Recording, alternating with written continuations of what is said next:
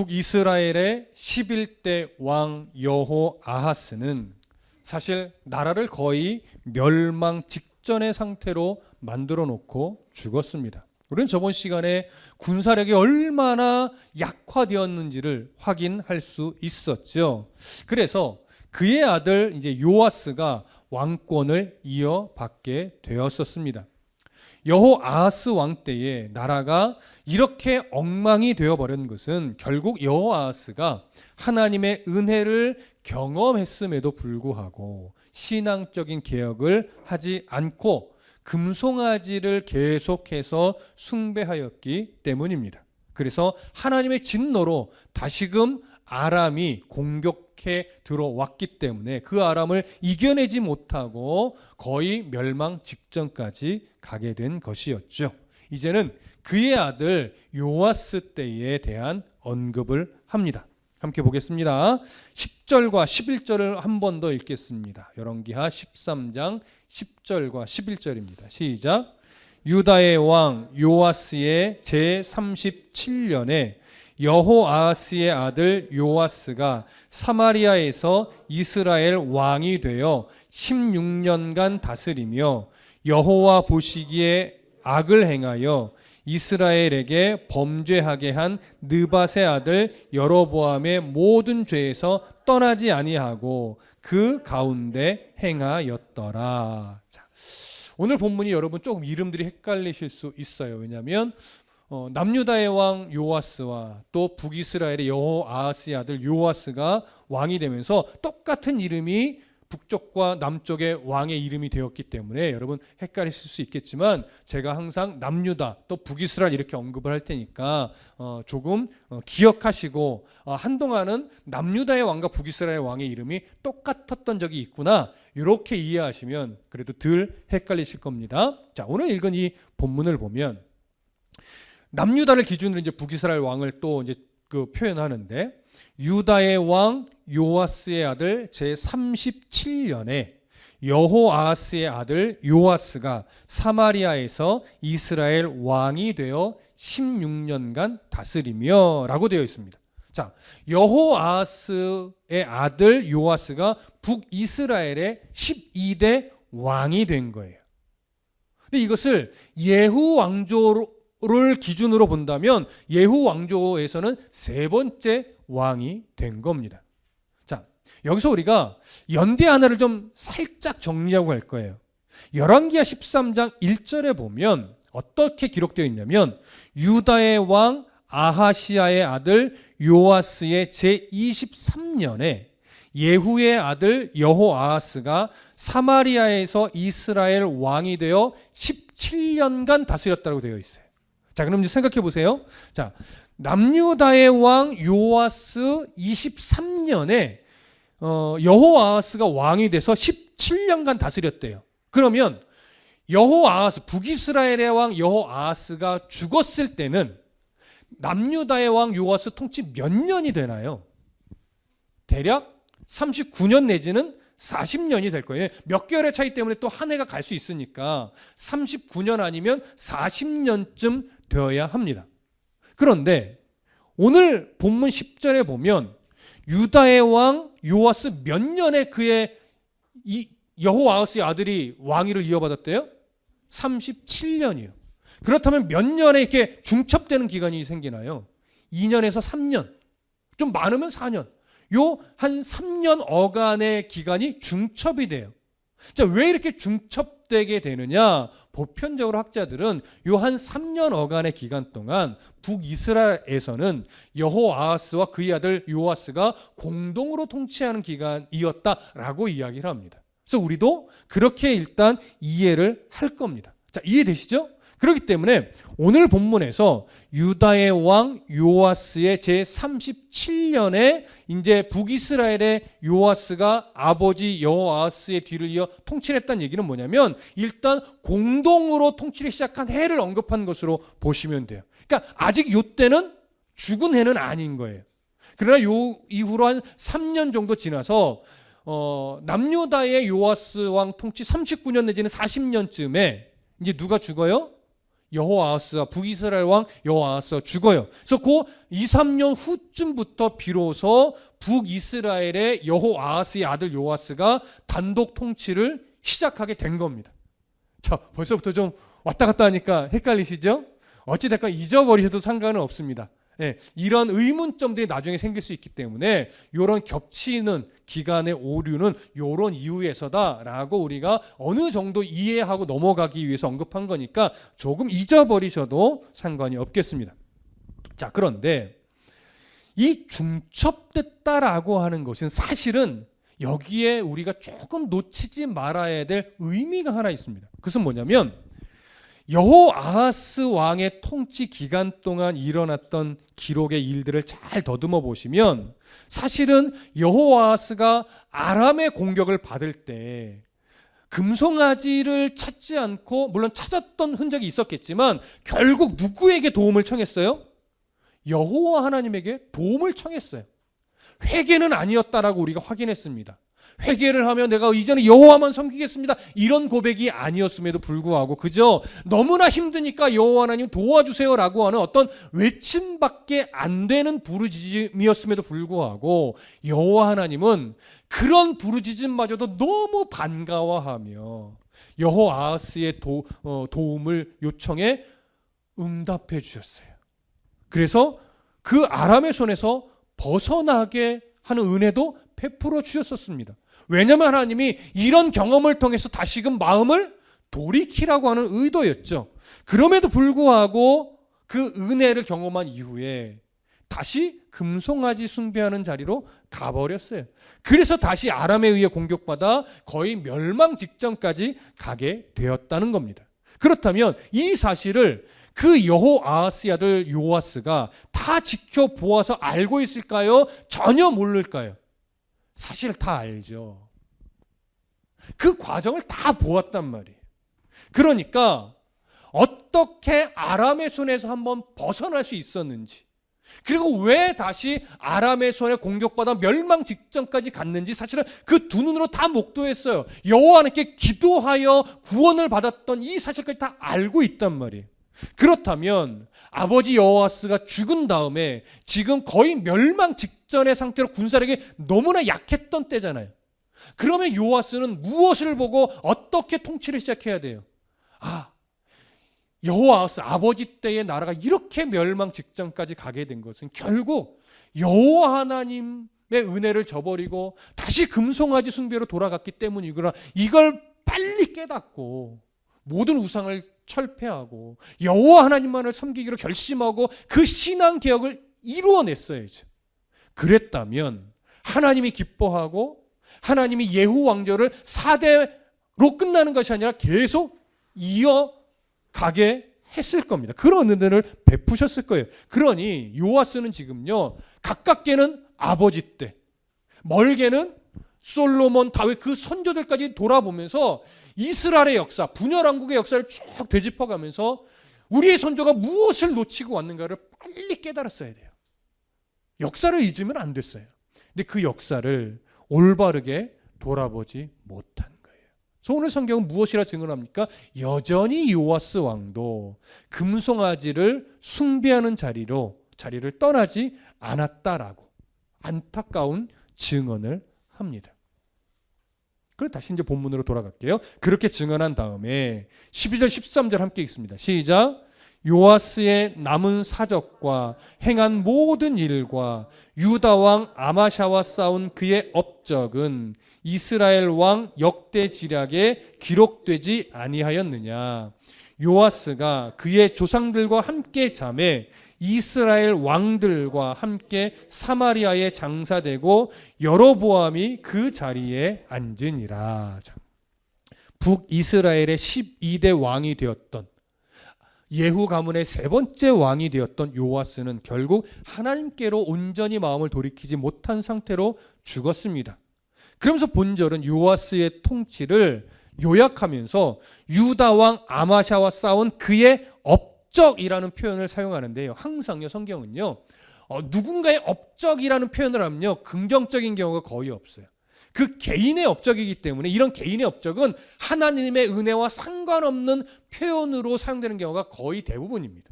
그래 지금 유다의 왕 아마샤와 싸운 요아스의 업적은 별로 긍정적인 내용은 아니지요. 그 내용이 뭐냐? 열왕기하 14장을 할 때 나누게 될 거예요. 지금은 구체적으로 나눌 것은 아닌데 간략하게만 언급하자면 아마샤가 남유다의 왕이 되었을 때 북이스라엘의 요아스 왕과 전쟁을 하게 돼요. 이 전쟁에서 북이스라엘의 요아스가 크게 이깁니다. 크게 이기면서 어떤 짓을 하나 했냐면 예루살렘 성전에 있는 금은 보석들 또 궁에 있는 금은 보석들을요 다 약탈해 갔었어요. 성전에 있는 금은 보석들까지 약탈해 갔다는 것을 보면 이것이 절대 긍정적인 내용일 수 없죠. 이 사건이 어떤 의미인가? 그것은 14장에 가서 나눌 거기 때문에 지금 나누지는 않을 겁니다. 중요한 건 요아스가 이처럼 성전에 있는 금은 보석을 약탈해 갈 정도로 하나님 앞에 올바르게 돌이키지 못한 상태로 죽었다라고 하는 사실이에요. 그리고 그의 아들 여로보암이 왕위를 차지하는데 여기서 말하는 여로보암은 여로보암 2세를 말하는 겁니다. 북이스라엘의 첫 번째 왕 여로보암의 이름을 따라서 지은 거죠. 자, 그렇게 해서 요아스의 아들 여로보암 2세는요 북이스라엘의 13대 왕이 되었고 예후 왕조를 기준으로 보면 네 번째 왕이 된 겁니다. 자, 여호와 하나님께서 예후에게 약속했던 4대까지 왕위를 지키게 해주겠다라고 하는 것이 결국 누구 때까지를 말하는 거냐면 지금 여로보암 2세 때까지를 말하는 거예요. 다시 말하면 하나님이 예후 왕조에게 하나님만 온전히 바라보며 여호와 신앙으로 돌이킬 수 있는 기회를 지금 이 여로보암 2세 때까지 허락하신 거예요. 하나님이 참고 참아내시는 거죠. 계속해서 돌이킬 수 있는 기회를 주고 보여주고 들려주고 경험하게 해 주셨던 거예요. 만약에 여로보암 2세까지 하나님이 주신 기회의 마음을 다 저버리고 금송아지 숭배에서 돌이키지 않는다면 이제 예후 왕조는 여로보암 2세의 아들 스가랴 때 끝이 날 거예요. 하나님이 허락하신 건 누구 때까지요? 여로보암 2세 때까지이기 때문에. 그리고 지금 이 기록은 예후 왕조에게 주신 하나님의 기회의 시간이 이제 얼마 남지 않았음을 은연중에 암시하고 있는 표현인 것입니다. 이해되시죠? 그렇기 때문에 지금 여로보암 2세 때의 내용은 굉장히 좀 중요한 의미가 있다라고 우리가 이해를 하셔야 돼요. 자, 그런 의미로 오늘 성경에 기록되어 있다면 이제 다시 본문으로 돌아가셔서 어떻게 또 성경에 연결을 해가는가 보시겠습니다. 14절부터 19절까지 볼게요. 함께 읽습니다. 14절부터 19절 시작. 엘리사가 죽을 병이 들매 이스라엘의 왕 요아스가 그에게로 내려와 자기의 얼굴에 눈물을 흘리며 이르되 내 아버지여 내 아버지여 이스라엘의 병거와 마병이여 하매 엘리사가 그에게 이르되 활과 화살들을 가져오소서 하는지라. 활과 화살들을 그에게 가져오매 또 이스라엘 왕에게 이르되 왕의 손으로 활을 잡으소서 하매 그가 손으로 잡으니 엘리사가 자기 손을 왕의 손 위에 얹고 이르되 동쪽 창을 여소서 하매 곧 열매 엘리사가 이르되 쏘소서 하는지라. 곧 쏘매 엘리사가 이르되 이는 여호와를 위한 구원의 화살 곧 아람에 대한 구원의 화살이니 왕이 아람 사람을 멸절하도록 아벡에서 치리이다 하니라. 또 이르되 화살들을 집으소서.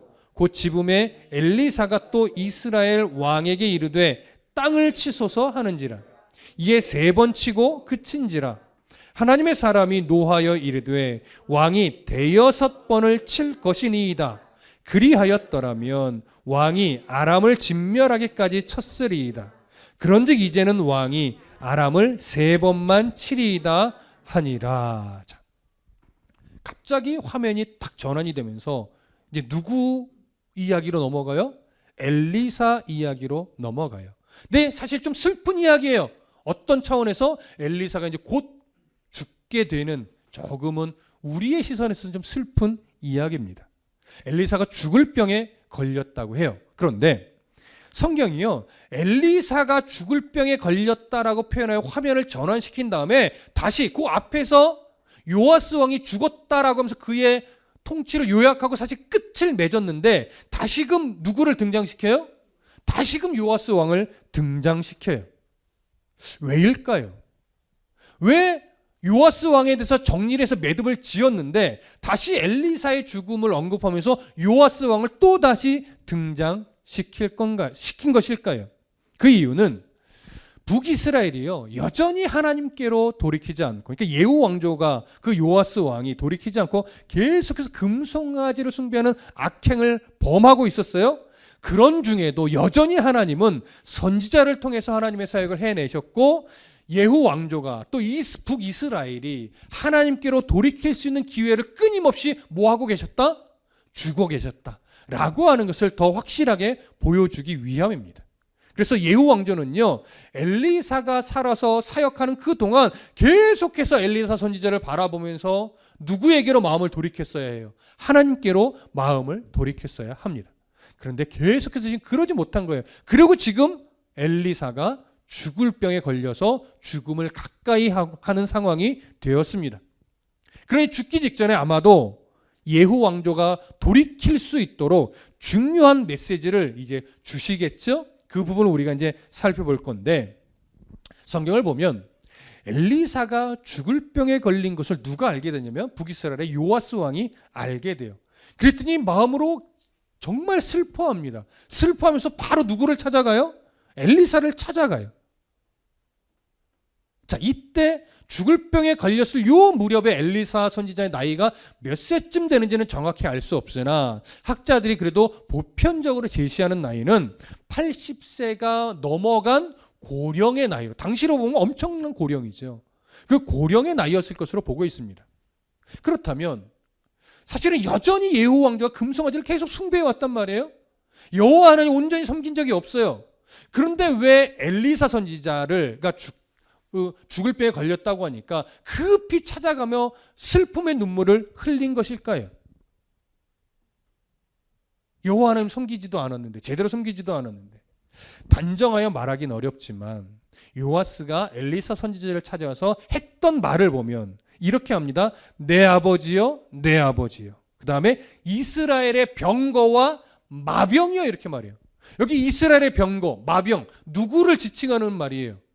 엘리사 선지자를 지칭하는 말이에요. 그럼 왜 엘리사 선지자를 향해서 이스라엘의 병거라고 하고 이스라엘의 마병이라고 하는 걸까요? 그 이유는 이전에 엘리사 선지자가 이스라엘을 멸망의 위기에서 여러 차례 구한 적이 있기 때문에. 기억하시죠? 하나님께서 일찌감치 알려주셔서 왕의 암살 계획도 다 알게 하시고 아람의 공격도 막아내게 하셨단 말이에요. 그런 흔적들이 있었기 때문에 지금 이 요아스 왕에게 보면, 왕의 시선으로 본다면 엘리사는 여호와 하나님을 섬기는 선지자이기는 하지만 요아스 왕의 시선에는 선지자라는 이미지보다는 이스라엘을 멸망의 위기에서 구했던 강력한 선지자, 그러니까 초점은 선지자에게 있는 것이 아니라 이스라엘을 멸망의 위기에서 구했던 자, 신의 도움을 받아 구했던 자로서의 이미지가 더 큰 거예요.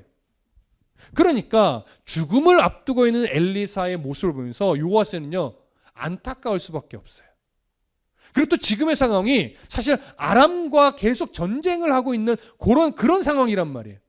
그러니까 아람과의 전쟁을 앞두고 있는 상황에서 엘리사가 그냥 죽으면 자신은 마지막 최후의 보루가 없는 거예요. 뭔가 기대고 도움을 요청할 만한 그런 강력한 인물이 사라지는 거기 때문에, 그렇다면 빨리 내가 찾아가서 엘리사 선지자가 죽기 전에 저 아람과의 전쟁에 좀 이길 수 있는 뭔가 좀 도움을 받아야 되겠다, 이런 생각도 있었을 거예요. 그런 차원에서 이 요아스 왕은 안타까운 눈물을 흘리며 빨리 찾아가서 자기의 마음을 토로할 수밖에 없었던 것이죠. 자, 그렇게 엘리사를 찾아가서 눈물을 흘리며 이스라엘의 마병이여 병거여 라고 요청할 때 그 말의 의미가 무언지 엘리사 선지자는 대번에 알지요. 그래서 요아스 왕의 눈물을 본 엘리사 선지자는 마지막 힘을 다해서 선지자적인 행위를 하며 하나님의 마음, 그 뜻을 이제 전달합니다. 제가 지금 선지자적 행위라고 말씀드렸는데요. 이 선지자적 행위라는 것은요, 사실은 어떤 공식이 있는 건 아닙니다. 우리가 종종 성경에서 어떤 선지자적 행위, 엘리야도 그렇고 엘리사도 그렇고 신약적으로 가면 뭐 바울이나 이런 사람들도 선지자적 행위를 했는데 이런 행위는요 공통점은 있으나 이것이 공식화돼서 사용된 것으로 여겨지지는 않습니다. 다만 이스라엘을 위한 또 백성들을 위한 그 마음을 하나님의 말씀에 기초를 두고 하나님의 뜻을 전달하기 위해서 스스로 행하는 거예요. 이렇게 해서 하나님의 뜻을 드러내는 것이 좋겠다라고 여기고 스스로 판단해서 행한 것이고 그 행동을 하나님이요 선지자적 행위로 받아주셔서 인정하시고 자신의 뜻을 밝혀주시는 거죠. 그래서 이건 공식에 의한 행동은 아니다라고 하는 거 그건 좀 이해하시면 좋겠습니다. 자, 그렇게 해서 선지자적인 행위를 하는데 15절에 보면 엘리사는 요아스에게 뭘 가져오라고 하냐면 활과 화살들을 가져오라고 해요. 이 활과 화살이 의미하는 것은 뭐냐면 곧 눈앞에 두고 있는 아람과의 전쟁을 상징하는 물건일 거예요. 자, 그래서 그 활과 화살들을 가져오게 한 다음에 요아스 왕에게 뭐라고 하냐면 왕의 손으로 활을 잡으소서 이렇게 요청해요. 그리고 이제 그 요아스가 활을 딱 잡으니까 엘리사가 왕이 잡은 그 활을 잡은 손 위에 자기 손을 얹어요. 어쩌면 이것이 또 하나님의 도움, 하나님의 함께 하심을 상징적으로 의미하는 것이겠죠. 그렇게 손을 잡은 다음에 뭐라고 또 말하냐면 동쪽의 창을 열라고 해요. 그래서 동쪽 창을 딱 열었어요. 그러고 나서 그 동쪽 창으로 활을 쏘라고 합니다. 그래서 순종하여 요아스 왕은 엘리사의 말대로 동쪽 창을 열고 활을 쏘았어요. 자, 그런 행위를 하자 엘리사는 이 요아스 왕에게 이렇게 말합니다. 이는 여호와를 위한 구원의 화살, 곧 아람에 대한 구원의 화살이니 왕이 아람 사람을 멸절하도록 아벡에서 치리이다 이렇게 말해요. 그리고 하나님께서 아람과의 전쟁에서 승리를 줄 것을 약속해 주신 거죠. 이것이 정말 은혜의 메시지이기는 합니다. 근데 이 메시지 다음에 승리를 줄 것이라고 약속을 주신 다음에 엘리사는요 요아스 왕에게 한 가지를 더 얘기해요. 화살들을 집으소서. 그러니까 화살 들이라고 했으니까 이제 몇 개의 화살을 집었겠죠. 근데 몇 개의 화살을 집었는지는 알 수 없어요. 다만 그 몇 개의 화살을 집은 다음에 엘리사가 또 이야기를 합니다. 요청합니다. 이제는 땅을 치소서 이렇게 말했어요. 그랬더니 요아스는 성경에 몇 번 땅을 쳤다고 얘기해요? 3번 쳤다라고 얘기해요. 자, 그런데 순종해서 3번 쳤어요. 하라는 대로 했거든요. 그런데 그때 요아스의 모습을 본 엘리사가 노하면서 분노하면서 뭐라고 말하냐면 왕이 6번을 칠 것이니이다. 그리하였다면 왕이 아람을 진멸하기까지 쳤으리이다. 그런즉 이제는 왕이 아람을 3번만 치리이다. 이렇게 화를 내며 말을 해요. 사실 이 부분을 보면요 좀 의아해요. 왜 의아할까요? 왕이요 요아스에게 엘리사가 요아스 왕에게 몇 번 치라고 말한 적이 없어요. 그냥 땅을 치라고만 했단 말이에요. 그리고 요아스는 나름대로 순종해서 3번 쳤어요. 근데 저 같아도 한 2-3번 칠 것 같아요. 사실 막 6번씩 우리가 보통 3세판 계산 한 2-3번 정도면 충분히 쳤다라고 우리는 보편 생각하잖아요. 물론 지금 우리식 이해지만 저 같으면 그랬을 것 같아요. 저도. 근데 요아스 왕도 뭐 어떤 생각이었는지 모르지만 치라고 하니까 한 3번 정도 나름 뭐 친 거예요. 순종한 거죠. 근데 엘리사는 순종해서 쳤는데 몇 번 치라고 말하지도 안 해놓고서 왜 3번만 쳤냐는 거예요. 6번은 쳤어야지. 이게 뭐 믿음이 없다는 그런 차원의 이야기일까요? 뭐가 문제였을까요? 정말 3번만 친 게 문제였을까요? 그렇게 보기엔 좀 우리가 이해가 안 되죠. 성경은요 지금 사실은 몇 번 쳤냐가 중요한 것이 아니고 엘리사를 통해서요 요아스의 마음 상태 그리고 그 선조들의 신앙의 상태를 지적해 주는 것으로 보는 것이 옳습니다. 이미 사실 여호아하스 때도 보십시오. 여호스 왕이 하나님께 아람과의 전쟁 앞에서 도움을 요청했잖아요. 근데 회개함이 없는 그저 힘겨움에 못 이겨서 하나님께 도움을 요청하는 외침밖에 되지 않았음에도 불구하고 하나님은 그것마저도 기뻐하며 하나님을 찾았다는 것 하나에 기뻐하며 승리를 주셨고 하나님의 기대는 그 승리를 경험했으니까 이제 금송아지 버리고 여호와 하나님을 섬기겠지 이렇게 생각했는데 그 한 번의 도움으로 만족하고 여호와 하나님께 끝까지 나아가지 못하는 신앙이었다고요. 여러분 어떻게 보면 그걸 지적하는 거예요. 지금 요아스도 그런 선조의 본을 받아버리면 이스라엘을 하나님의 나라로 세워가지 못하는 거예요. 그러니까 지금 3번 친 것이 중요한 것이 아니라 요아스야 너도 아버지처럼 필요할 때만 구하고 위기 상황이 지나면 또 금송아지에게로 가는 그런 어리석음을 범할 거냐 이 얘기를 하는 거죠. 무슨 말인지 이해되십니까?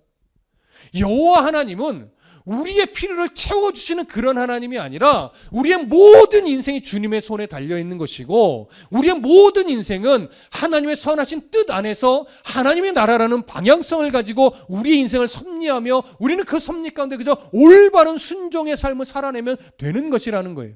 근데 우리는 자꾸 여호아하스처럼 또는 요아스처럼 우리가 힘겨울 때만 하나님을 찾아요. 평안한 중에는 또 내 만족과 유익을 위해서 세상에서 그냥 열심히 살다가 뭔가 어려움이 닥치면 또 교회에 와서 눈물 흘리고 도와주세요 해요. 그래서 하나님이 또 이쁘게 보고 도와주면 또 교회 생활보다는 돈과 명예와 인기와 나의 만족과 유익을 위한 일에 또 열심을 내요. 하나님보다. 이건 예배를 안 드렸다 이런 차원을 얘기하는 것이 아니에요. 아무리 예배를 드리고 교회를 안 빠진다 하더라도 나의 중심의 태도가 좀 평안해지면 세상을 향해서 마음을 주었다가 힘겨워지면 다시 하나님 도와주세요 하고 또 하나님이 뭔가를 도와줘서 뭔가 마음에 평안이 찾아오면 또 세상의 것에 마음을 두고 그쪽으로 쭉 달려가다가 다시 또 위기 상황이 오면 또 주님께 매달리고 여러분 이게 결국 오늘 요아스에게 했던 책망과 똑같은 거예요. 왜 2-3번만 치냐? 왜 하나님께 위기 때만 오냐? 너의 모든 인생이 하나님 건데 꼭 위기 때만 올래? 항상 주를 찾아야지. 그러니까 5번째라는 건 뭐예요? 항상 주님의 도우심을 구하고 항상 주만 바라봐야 한다는 거죠. 우상과 하나님을 겸하여 섬기려고 하지 말고 우상들 다 버리고 하나님만을 좀 온전하게 믿고 신뢰하며 살아가 보라는 거예요. 그 인생이 얼마나 가치 있는 인생으로 변하게 될지.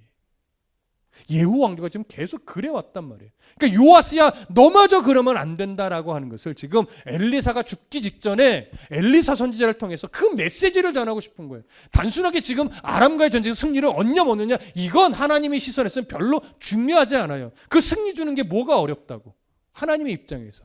그렇죠? 그러니까 그 마음 상태만 돌이킨다면 3번이 아니라 계속 승리할 수도 있는 거예요. 그래서 그런 부분을 깨달으라고 왜 3번만 쳤냐고 지적하는 것이지 단순하게 3번을 쳤냐 6번을 쳤냐는 중요하지 않은 거예요. 6번 쳤으면 뭐라고 말했을까요? 왜 6번을 쳤냐 12번은 쳐야지 이렇게 말했겠죠. 중요한 건 횟수가 아니니까. 그래서 지금 하나님은 엘리사 선지자를 통해서 요아스를 책망하시면서 다시 뭘 주는 거예요? 또 기회를 주는 거예요. 제발 좀 이 의미를 좀 깨달으라고. 하나님의 깊은 사랑이죠. 요아스가 이 책망을 받고 그 하나님의 마음을 깨달았다면 아마도 열왕기 하의 역사 기록은 조금 달라졌을 겁니다. 다시 성경으로 돌아올까요? 20절과 21절 함께 읽겠습니다. 20절 21절 시작. 엘리사가 죽으니 그를 장사하였고 해가 바뀜에 모압 도적대들이 그 땅에 온지라. 마침 사람을 장사하는 자들이 그 도적대를 보고 그의 시체를 엘리사의 묘실에 들이던짐에 시체가 엘리사의 뼈에 닿자 곧 회생하여 일어섰더라. 여기 보면 아주 특별한 상황이 하나 발생합니다. 여러분들 이 에피소드를 뭐 어디서 들었던 적이 있는지 잘 모르겠어요. 여러분 어쩌면 좀 생소하게 여겨지는 에피소드일 텐데 여기 보니까 엘리사가 이제 죽고 한 해가 지났어요. 그리고 그 다음 해에 어떤 일이 벌어지냐면 도적대들이 북이스라엘 땅에 모압의 도적대들이 쳐들어온 거예요. 근데 이제 어떤 그 장사 지내는 자들이 누군가 죽었겠죠. 그래서 그 시신을 장사 지내기 위해서 이제 굴 앞으로 옵니다. 그러니까 매장하는 굴 안이죠. 근데 당시에 이 매장 풍습 중에 하나 뭐가 있냐면 한 매장에 뭐 몇 사람을 매장하는 경우도 한 사람 매장하는 경우도 있는데 누군가 매장을 하면요 그 다음 해쯤 가면 이제 살은 다 썩고 뼈만 남아요. 그러면 그 뼈는 항아리에 담고 한쪽 벽에 또 올려놓습니다. 그럼 자리가 비잖아요. 그러면 다른 시즌에 거기에 또 올려놓고 다음 해에 오는 거예요. 그러니까 벽 쪽에는 해가 지나 뼈만 남았던 그 뼈를 담은 항아리가 계속 있겠죠. 그래서 여러 사람의 또 그 매장지가 되는 거예요. 그래서 지금 한 해가 지났다는 것은 엘리사의 살은 다 부패하여 없어지고 썩어 없어지고 뼈만 남은 상태인 거예요. 그럼 지금 이 장사 지내는 사람들은 그 굴에 와서 먼저 뭘 했겠어요? 엘리사의 뼈를 항아리에 담아 올려놓고 그 다음에 이제 가지고 온 이 사람의 시신을 잘 썩도록 거기 또 올려놓는 작업을 하겠죠. 근데 그 일을 하기 전에 몰려오는 도적들을 보고 너무 놀라서 엘리사의 뼈를 항아리에 담지도 못하고 그냥 굴에 시신을 던져버리고 도망친 거예요. 근데 이제 어떤 놀라운 사건이 벌어지느냐? 던져버리니까 엘리사의 뼈와 그 죽은 지 얼마 안 된 시신이 같이 부딪히게 되잖아요. 이 엘리사의 뼈를 닿은 죽은 시신이 뼈에 닿자마자 어떤 일이 벌어져요? 다시 살아나는 일이 벌어진 거예요. 이 사건을 통해서요, 천주교에서는 어떤 근거로 이 사건을 삼기도 하냐면 성물 숭배 사상의 근거로 삼기도 해요. 봐라, 엘리사의 뼈를 시신이 닿자마자 살아나기도 했지 않느냐. 그러니까 성물, 뭐 성인의 유물이라든가 뭐 어떤 뼈라든가 예수의 십자가 조각이라든가 이런 것 앞에 놓고서 기도하면 뭔가 자기 안에 있던 어떤 죄가 이렇게 조금씩 감해진다고 하는 이런 숭배 사상이 있단 말이죠. 하지만 오늘 본문은 그런 구절로, 그런 근거 구절로 사용될 수 없는 본문이에요, 사실. 엘리사의 뼈에 어떤 특별한 효력이 있어요, 없어요? 없단 말이에요. 있을 수가 없는 거예요. 다만 이 사건은 아주 특별한 단회적 사건으로서 하나님이 무엇인가 메시지를 드러내기 위해서 이런 현상을 한번 주신 것뿐이에요. 그러면 어떤 의미를 드러내기 위해서 이런 상황을 만들어내셨을까요? 바로 엘리사의 예언대로 하나님은 이스라엘을 버리지 않고 구원하실 것이라는 것, 이것을 보여주는 거예요. 그런 예언적 사건이죠. 그러니까 이 사건에 담긴 의미를 요아스 왕이 바르게만 이해하고 우상을 버리고 다시 여호와께로만 돌이켰다면 아람과의 전쟁에서 3번만 이기는 것이 아니라 계속 하나님이 이기게 하면서 그의 왕조 또한 여로보암 2세대로 그치지 않고 그의 아들 스가랴대로 멈추지 않고 계속 이어가게 또 은혜를 베푸셨겠죠. 그런데 이 요아스 왕은요, 이렇게 하나님이 보호의 손길을 거둔 적이 없음에도 불구하고 이스라엘 위에 하나님이 늘 함께 하셨음에도 불구하고 그 하나님을 온전히 신뢰하지 못했던 거예요. 이런 하나님의 마음을 가슴 깊이 깨닫지 못했던 거예요. 그래서 이스라엘 왕조, 예후 왕조의 소망을 갖게 만들 수 있었음에도 불구하고 모든 소망을 스스로 버리게 되죠. 왜요? 금송아지 숭배를 떠나지 않았기 때문에. 자, 그래서 22절부터 25절까지 보겠습니다. 22절부터 25절 시작. 여호아하스 왕의 시대에 아람 왕 하사엘이 항상 이스라엘을 학대하였으나 여호와께서 아브라함과 이삭과 야곱과 더불어 세우신 언약 때문에 이스라엘에게 은혜를 베풀며 그들을 불쌍히 여기시며 돌보사 멸하기를 즐겨하지 아니하시고 이때까지 자기 앞에서 쫓아내지 아니하셨더라. 아람의 왕 하사엘이 죽고 그의 아들 베나닷이 대신하여 왕이 되매 여호아하스의 아들 요아스가 하사엘의 아들 베나닷의 손에서 성읍을 다시 빼앗았으니 이 성읍들은 자기 붙인 여호아하스가 전쟁 중에 빼앗겼던 것이라. 요아스가 베나닷을 3번 쳐서 무찌르고 이스라엘 성읍들을 회복하였더라. 자, 이 기록을 보십시오. 사실 요아스의 아버지 여호아하스가 죽었을 때 이스라엘의 국력은요, 이 군사력이라고 말할 수 없을 만큼 완전히 바닥을 쳤었어요. 그러니 그러니까 아람의 왕 하사엘이 죽고 그의 아들 베나닷이 왕이 되었을 때 여전히 북이스라엘은요, 아람과 감히 싸울 엄두도 낼 수 없을 만큼 국력이 최고로 약했었을 때예요. 그런데 엘리사를 통해서 약속을 받은 이후에 그 하사엘의 아들 베나닷과 이 북이스라엘 왕 요아스가 전쟁을 벌이는데 요아스가 이겨요, 져요? 전력상 이길 수 없음에도 불구하고 승리를 한단 말이에요. 그래서 아버지가 빼앗겼던 성읍들을 다 회복해요. 그렇게 한 번 이기고 또 2번 이기고 3번을 이기는 거예요. 하나님의 말씀대로죠. 자, 그러면 말씀대로 3번 이겼다면 내가 잘 싸워서 이긴 거네라고 어깨에 힘이 들어가야 돼요? 아니면 엘리사의 말대로 이긴 것을 보니까 내가 빨리 회개하고 하나님께 돌이켜야 되겠구나. 그래야 4번째, 5번째도 승리하며 이스라엘이 하나님의 나라가 온전히 될 수 있겠구나. 이렇게 생각해야 돼요. 여러분, 3번의 승리는 그 하나님의 약속의 범위 안에서의 마지막이었어요. 그럼 이때 깨달았어야 되는데 이 요아스는요, 3번을 승리하고 나서 그 약속을 주신 하나님을 생각하지 않고 자기가 잘 싸워서 그렇게 된 것이라고 또 교만을 부립니다. 그러니 그 다음은 여러분 뻔한 거예요. 결국 요아스도 거기서 끝이죠. 이것이 요아스가 스스로 하나님이 주신 기회를 다 저버린 참으로 안타까운 모습인 겁니다.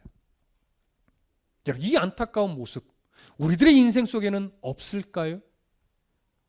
하나님은 성경을 통해서 우리에게 끊임없이 하나님의 백성은 이래야 된다. 또 하나님은 자기 백성에게 늘 이렇게 역사하시고 함께 하시며 자기 백성을 향해서 늘 어떤 방향성을 주시고 어떤 목표 지점에 있는지 끊임없이 말씀해 줍니다. 근데 우리는 그 말씀을 듣고 늘 아멘 하면서도 예배를 마치고 교회 문 밖을 딱 나가면 여전히 우리들의 인생의 최고 목표치에는 하나님의 나라와 그의 자녀다운 삶이 아니라 내가 소유하고 싶은 물질과 내가 올라서고 싶은 명예와 나의 만족과 유익을 위해 내 눈앞에 펼쳐진 현실이 내 인생의 늘 목표 지점에 있단 말이죠. 어떻게 보면 이런 모습을 계속 반복하는 것이 우리 안에 있는 우상을 섬기는 것과 똑같다라고 하는 걸 잊지 마셔야 됩니다. 물질이 재물이 되는 물질이 만몬이라고 하는 신이 되는 순간은 언제냐면 하나님께 기도하여 물질을 목표로 삼게 되는 그 순간 물질은 우리 안에서 만몬이라고 하는 신이 되는 겁니다. 하나님께 기도하여 명예를 얻는 것이 인생의 목표 지점에 딱 서는 순간 우리는 하나님을 이용하여 명예를 우상 삼고 나아가는 그런 어리석은 자가 되는 겁니다. 목회자는 다를까요? 교회를 세우고 목회를 하면서 성도들이 늘어가면서 그 목회의 목표가 큰 교회를 이루는 것, 많은 성도를 이루는 것, 교회의 재정을 늘리는 것, 그리고 어떤 명예적 위치에 서서 총회장이 된다거나 노회장이 된다거나 그런 인기 있는 목사가 되는 것이 목표로 된다면 그 목회자는 하나님을 등에 업고 명예라고 하는 우상을 앞에 두고 살아가는 참으로 어리석은 목회자가 되는 겁니다. 그리고 목회자나 성도나 똑같은 거예요. 목회자는 목회자의 위치에서 우상으로 삼을 만한 요소들은 얼마든지 있는 것이고 성도는 성도의 위치에서 하나님이 아닌 것을 우상으로 삼는 것이 얼마든지 있습니다. 꼭 부처상 앞에 가서 절을 해야만 우상 숭배가 아니라는 거 기억하십시오. 요아스도요. 결국 아람과의 전쟁에서 승리하는 것, 자기의 왕권을 지켜내는 것, 이것이 우상이 돼서 금송아지를 숭배했던 거예요. 그래서 눈앞에는 금송아지라는 우상이 있지만 실제적으로 그의 마음 안에는요, 자기의 왕권, 이 나라를 튼튼하게 하는 것, 국력, 이런 것들이 사실은 더 큰 우상으로 마음 가운데 자리 잡아 있었기 때문에 여호와 하나님을 올바르게 섬기지 못하고 있었던 거예요. 여러분, 우리들 안에 각자 안에 우상이 없다고 말할 수 있을까요? 우리는 누구나 하나님과 겸하여 섬기는 그 무엇인가가 항상 옆에 도사리고 있습니다. 그것을 제거하는 싸움을 하셔야 돼요. 네 마음 안에 있는 우상들 없다 생각하지 말고 찾아보라. 그것을 제거하고 오직 하나님을 신뢰하여 하나님이 내 인생을 어떤 색깔로 어떤 방향으로 끌고 가든지 하나님은 자기 백성을 외면하시는 분이 아니라는 사실을 인정하면서 늘 하나님 앞에 감사하면서 어떻게 살아내야 하나님의 영광이 드러날까요? 어떻게 살아내야 하나님 나라의 백성다운 흔적을 만들어낼까요? 하나님, 그 과정에서 물질의 노예가 되어 우상 섬기듯 살아가는 인생이 되지 않게 도와주시고 명예가 우선시되어 그것을 우상 삼아 하나님을 섬김답시고 그 명예를 위해서 살아가는 어리석은 인생이 되지 말게 하시고 이제는 그 모든 물질이든 명예든 무엇이든 하나님의 영광을 드러내는 도구로 사용할 수 있도록 도와주시옵소서. 도구가 우상이 되는 어리석음이 아니라 우상 삼았던 그것을 다시 끄집어내려 하나님을 섬기는 도구로 사용할 수 있도록 하나님 내 마음과 생각을 지켜주시옵소서. 하나님이 내게 말씀을 통해 주신 기회들을 저버리지 않고 온전하게 붙들어서 이제는 하나님의 기뻐하는 성도로 살아갈 수 있도록 하나님 내 마음을 지키시고 내 삶을 인도해 주십시오. 이렇게 오늘도 결심하고 교회 문 밖을 나가면서 이 마음을 잊어버리지 않기 위해서 끊임없이 입술로 마음으로 되새김질을 하셔야 할 겁니다. 오늘 이 말씀 우리에게 다시 한번 사랑의 메시지로 기회를 주시는 겁니다.